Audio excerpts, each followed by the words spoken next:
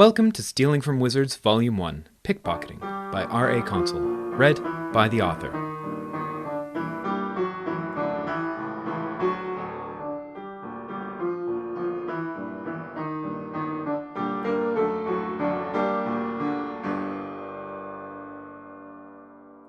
Chapter 20, Return to Sender. The next few days were wonderful. Kuro was nobody again. It was even better than going unnoticed on the streets because he was being ignored as an equal. He could walk through the halls freely, smiling cordially to people who would put on an uneasy smile as they tried to put a name to his face.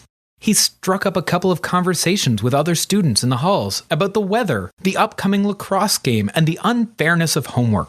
They all talked with him politely and happily shared their opinions, though they were a little uncertain about the mustache he had grown using the cream Arthur had given him. He felt like a normal person. He knew it was temporary. His potion wouldn't last out the week. It would spoil even if he didn't drink it all. But he would take as much advantage of it as he could. He decided to join the hunt for the IOU notes. He wasn't as practiced at the art of deception as Marie was, but he had seen professional swindlers at work enough in Bytown Market to have a grasp of the basics. First, he needed to find his marks and establish a bond of trust. This part was easy. He found small groups of people, and as he walked past, he pulled out a fake IOU note from his pocket. He made as though he'd just found out his candy had been stolen. Often the students were sympathetic and offered condolences, especially the older ones. A couple times, he was even given replacement candy. Whenever he met someone who also received a note, they were often eager to tell him of their own losses and commiserate. The next part of the plan wasn't as easy. He needed to convince them to give him their notes. Talking wasn't his strong suit. He was much better at hiding, being quiet, and going unnoticed. He also didn't like lying, especially as many of the students were quite upset about their losses. He didn't think it right to deceive them any further. Fortunately, he had some truth on his side. He could tell them that he had heard that an Autumn Lodge high schooler was trying to make a case with the notes, and that he thought he would turn his note over to Meredith Thrump. A few of the students he was talking to gave Kuro their notes to turn in with his. A couple of others promised to pass their notes to Meredith themselves. The con was easy, but he left every encounter with his hands sweaty and his heart pounding from fear of being caught. He didn't understand how Marie did it so casually. It was also hard to stand and nod along as people spoke poorly of him. Normally, people were polite enough not to share their opinions of Kuro with each other in his presence. Since the people he was talking to didn't recognize him, however, they held nothing back. Being reminded that he was short, funny-looking, big-eared, no-good, stupid, worthless thief got pretty hard to hear. By Saturday, Kuro had run out of distracting draft. It didn't matter, though. He had collected 4 IOUs and brought them proudly to the secret meeting with Arthur, Charlie, and Marie. He hadn't an opportunity to properly brag about his week's activities and was eager to share. He bounded into the disused basement classroom they had agreed to meet in, but nearly tripped over himself when he saw a huge bear-like figure looming in the dimly lit room. He leapt back and conjured a light to better see the uninvited guest. A glow flickered at his fingertips for an instant, then exploded, launching him backwards into the wall. The huge figure rose and ran to his aid. He felt very foolish as Meredith's familiar jagged grin came into clear view. "What are you doing here?" Kuro asked as he picked himself up off the ground. "I've come to collect the notes you have," answered Meredith in her deep, joyful voice. "I got something sorted out." "What is it?" he asked eagerly.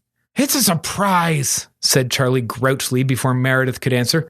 "She won't tell us." "I said you would know tomorrow afternoon," Meredith defended. "It's going to be great, I promise." Kuro had no choice but to agree. He rotated his bag around to an angle where he could reach the drawer he had been keeping the collected notes in, and pulled out the small stack.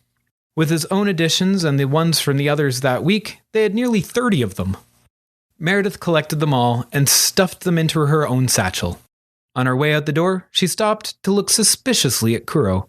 "My classmates, Marcel and Hannah, both gave me notes, telling me that a very short lodger with a mustache had told them I was collecting them. You wouldn't know anything about that, would you?" Kuro was about to explain eagerly about the potion and his clever method of collecting notes, but something in her voice gave him pause.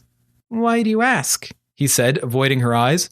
because unsanctioned use of potions and spells, particularly mind-affecting ones, are the sort of thing that could get you in a lot of trouble. I'm kind of responsible for the younger lodgers. I can't think of any with a big bushy mustache, though. Can you?" "No," replied Kuro. "That would be a very odd thing for a junior student to have." "Well, since I can't identify the student, I suppose there's nothing I can do. But if I get any more reports of suspicious activity, I'd have to look into it. Understand?" "Yeah, of course," said Kuro. The rest of the day moved like molasses in Alfheim. They all had a mountain of homework that needed doing, and the only thing on any of their minds was Meredith's surprise. They collectively worked through the incomprehensible algorithms for numerology. They were learning various ways to divide things by zero. This was a particularly frustrating unit, as whenever they successfully solved a problem, the page they were working on would cease to exist. Mrs. Lovelace had told them this was a good sign, but it made it very difficult to refer to past problems for help. Charlie made a small error on one problem and accidentally caused her work to multiply uncontrollably. They had to flee the room before the massive expanding paper trapped them inside and crushed them all. They took this as a sign to stop working and turn in for bed. Kuro had more trouble sleeping than usual. He trusted Meredith that whatever her surprise was, it would be good, but he really wished that she hadn't told him to expect a surprise. It made him anxious, and that turned into a restless night, plagued by nightmares when he could sleep. He dragged himself, bleary-eyed and late, to school. Something very odd was going on. On his walk to school, he could see a steady stream of high school students descending the cliff to the junior high on their winged horses and enchanted carpets. Upon entering the school, he was directed to leave again and head to the amphitheater. As he picked his way through the crowd to where his class was sitting, he noticed Meredith talking to Bella on a higher tier of benches. Bella was nodding resignedly. Then Meredith walked out of the bleachers and down to the stage. On the stage were several teachers, including Flint and Ms. McCutcheon, along with their counterparts, Principal Thrimson and Vice Principal LaFay from the high school. Also lounging about the stage were a half-dozen Luton. Meredith was speaking to Ms. Crawley and one of the unfamiliar teachers, a relatively young man with a calculated quantity of stubble and wavy hair carefully styled to look as though it hadn't been. Ms. Crawley smiled and nodded to Meredith, then made her way to the lectern at the center of stage. She waited for the students to notice her and quiet down before she spoke. "Thank you all for your attention. We have a special demonstration today." Kuro thought he saw a slightly mischievous smirk creeping through the teacher's carefully controlled calm. "One of our students has been working with myself and Mr. Pendragon to develop a new spell along with the help of some of our Luton staff. We thought you would all like to see it first before we publish it more publicly." Ms. Crawley waited for the polite clapping and curious chatter to settle before continuing. "It is a spell that returns mail to the sender, even if the sender is unknown. This has been quite a tricky bit of magic to work out. It combines two familiar spells, a returning spell to have objects return themselves to their owners, and the enchantment used to help direct Postal Luton to return regular letters to their sender. We have had a unique opportunity to test it out, as several notes from an unidentified source have been circulating this year. I'm quite pleased with the result." A murmur started to pass through the crowd of students. Many eyes turned to Kuro. For the first time, he did not feel the need to shrink under their accusing gazes. Instead, he scanned the assembly for guilty eyes. "I've one here to demonstrate with," said Mr. Pendragon with a roguish smirk. He held up a torn piece of paper with the letters IOU clearly visible. He walked over and handed it to Welk, the Luton, then started to cast. Mr. Pendragon and Ms. Crawley had to cast simultaneously, one in Gaelic, the other in French. They moved in separate rhythms, and their voices varied from harmonious to unpleasant dissonance. Welk, one of the Lodge Luton, stood in front of them holding an IOU note. After a few seconds, Welk's eyes brightened, and he gave them the thumbs up before vanishing. All eyes turned to Kuro. But Welk did not appear anywhere near him. The audience was murmuring quiet accusations and insults, but not loudly enough to drown out the loud and bright voice of Welk calling out from the back rows of the amphitheater. "Letter for you, miss," he said. All eyes snapped to the bench where Welk was politely presenting the IOU to Bella, who accepted it, looking grim but unsurprised. The entire student body gasped. One of the Summerhill boys stood and started shouting, "Oh, that's rubbish! Everyone knows who makes those notes!" Sit down, Hugo, Bella growled and yanked the older boy into his seat. Mr. Pendragon had apparently been expecting this. Bella has already confessed to the forgery and served her sentence. What is it, Bella? The cost of framing a fellow student for theft. 2 weeks of night detention, she said loudly enough for the whole assembly to hear. She looked simultaneously angry, ashamed, and somehow very smug. Pendragon continued, his bright, friendly voice starting to turn darker. I've heard that there were some other similar notes as well.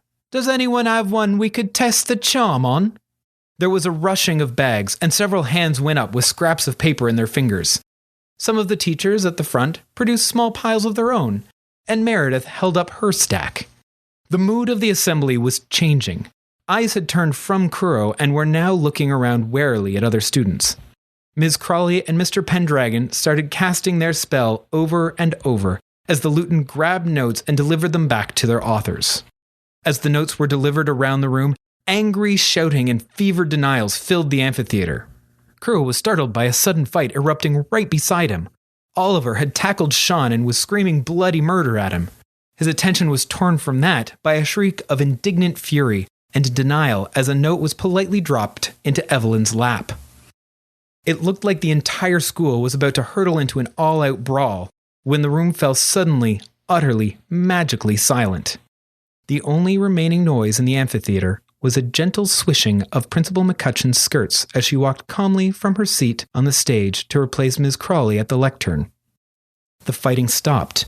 Everyone looked up, curious and frightened at what she might do.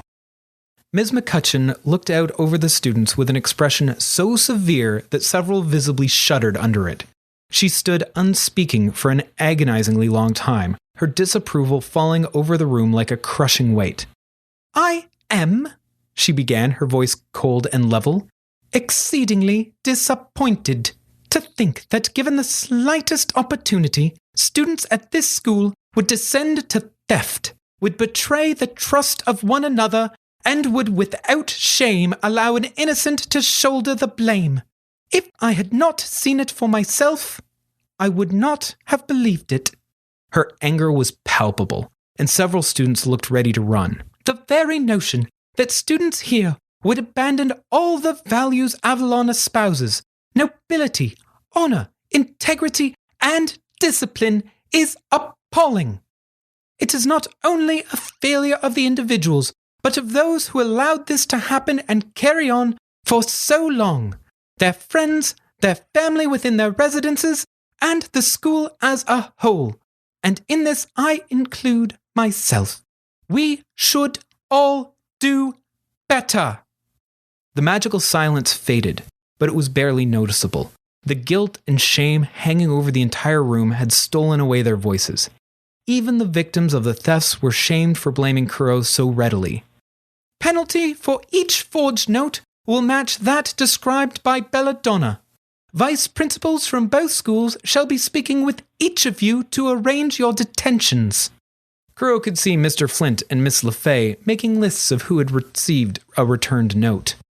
The students were growing restless and angry again, but before a new riot could erupt, the principal continued, Consider this an opportunity to prove ourselves better people in the second half of the year, to encourage stronger relationships and heal some of the damage done by the choices made by several of you. I should also remind you, a sharpness in her voice cut down the rumbles of rebellion, that the punishment being prescribed matches that given to someone with the strength of character to admit to their wrongdoing and make efforts to atone to their victim. I have faith that the rest of you will demonstrate similar integrity. If I find over the coming days that this is not the case, and my faith has been misplaced, myself and Principal Thrimson will have no choice but to meet with you personally, likely in the company of your parents. Ms. McCutcheon gestured to the mountain of a man who was the principal of Avalon High. He nodded slowly in agreement, while his eyes bore holes into the guilty students. Ms. McCutcheon left the lectern, indicating that the assembly was over and that the students should return to their classes. Many angry glares shot between students as they filed out of the amphitheater. A few people fled quickly, pushing through the crowd and running to return their stolen goods before Ms. McCutcheon or their victims could mete out any more serious retribution. Only one person was looking at Kuro with any particular interest: Evelyn Lemieux. Her eyes were knives as she tried to glare Kuro to death. She had her forged IOU note crushed into a ball in her hand, and her flawless ivory skin had turned an ugly shade of red. The problem was of her own making, but she looked at Kuro with such enmity, such unbridled loathing, that Kuro couldn't help but smile. Thank you for listening to Stealing from Wizards. If you liked our show, please consider rating or reviewing on iTunes. If you want to support this podcast or just can't wait for the next chapter, the full book is available on Amazon, Kobo, and Indigo. Our theme music was written by Camille Saint-Saëns, transcribed by Franz Liszt, performed by Rebecca Verdun, and used with permission. This episode was produced by Jim Tigwell.